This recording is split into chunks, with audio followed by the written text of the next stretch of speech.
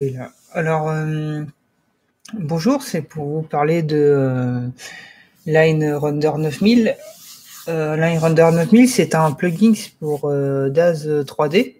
DAZ 3D que je vous ai un peu montré, notamment pour faire un personnage. Mais pas que, il y a aussi une bibliothèque des bibliothèques de décors, etc.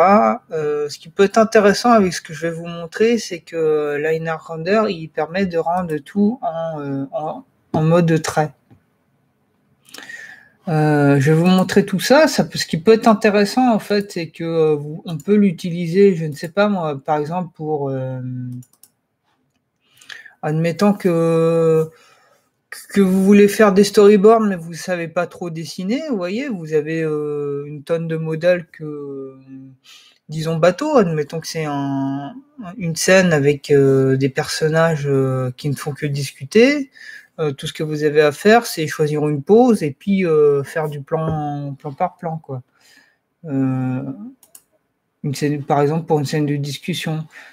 Puis vous êtes pas, vous avez un dossier à monter, mais vous n'êtes pas un fou du dessin, quoi. Hop. Alors ouais, un storyboard, ça peut être crayonné, mais sinon, si vous voulez pas vous prendre la tête, vous voyez, je viens de faire une pause vite fait, un personnage vite fait, et puis ensuite, même si c'est pour des cases de BD aussi, par exemple, ça peut être ça. Hein. Je suis en train de chercher des applications. Alors du coup, comment ça se présente? Normalement, vous avez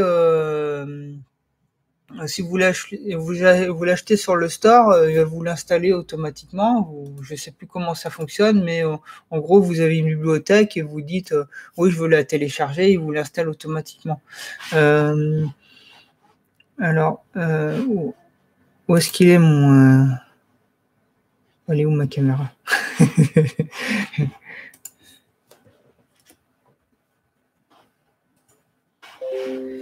Voilà, donc ici, ça se présente comme ça. D'origine, il est à NVIDIA ARM, parce que c'est le meilleur rendu. En général, ben, on met comme ça. Et moi, je vais utiliser script 3D, 3D Light, là, ici. Hop. Sauf qu'après, une fois que je fais le rendu, si je fais le rendu, je sais pas où il se trouve, en fait, où les fichiers vont se trouver. Ici, je vais choisir Outline, c'est-à-dire les traits. Render face ici, tac, Outline, Outline.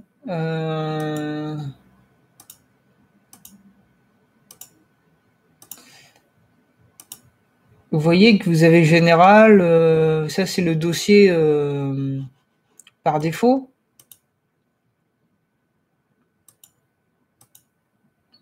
Mais que y a un autre dossier. Alors c'est render face. Ici. Hop. Vous avez outline, mais quand vous allez faire le rendu, vous savez pas où va se trouver les fichiers. Il va même pas vous faire de rendu de fichiers. Ici, il faut cliquer sur browse et lui dire que dans quel dossier vous voulez mettre le rendu, en fait. C'est tout bête, mais si vous le faites pas, vous trouverez rien et puis vous direz oh ben mince alors.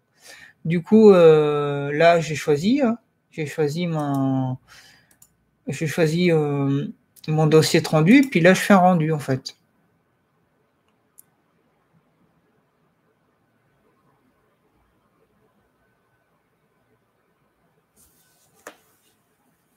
Alors, même si vous n'êtes pas dans la BD ou tout ça, hein, il y a d'autres domaines d'application. Admettons que vous faites du graphisme, inutile d'aller faire du griffonné. Enfin, c'est toujours mieux de savoir dessiner. Hein.